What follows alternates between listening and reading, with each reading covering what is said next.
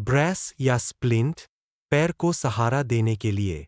Nerve stimulation या surgery, अगर नस में गंभीर समस्या हो तो।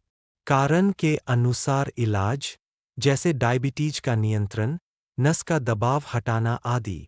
नोट: फुट ड्रॉप कोई बीमारी नहीं, बल्कि किसी नस या मांसपेशी की समस्या का लक्षण है।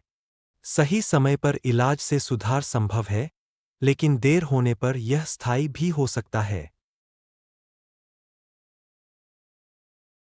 लंबे समय तक पैर मोड़कर बैठना, पालथी मारकर या एक ही पोजीशन में लंबे समय तक बैठने से भी नस दब सकती है, जिससे फुट ड्रॉप हो सकता है।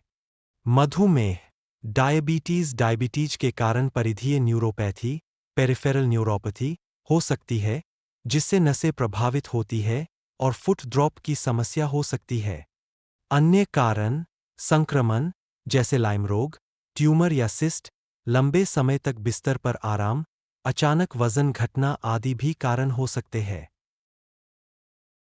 निष्कर्ष: फुट ड्रॉप कोई बीमारी नहीं, बल्कि नस, मांसपेशी या तंत्रिका तंत्र की समस्या का लक्षण है। इसका सही कारण जानने के लिए डॉक्टर से परामर्श जरूरी है।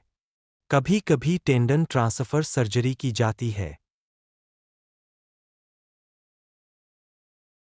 या फिर आप कायरोप्रैक्टिक तकनीकों के माध्यम से भी उचित उपचार प्राप्त कर सकते हैं, जो हमारे Mahakal Cairo care and wellness centre पर उपलब्ध है।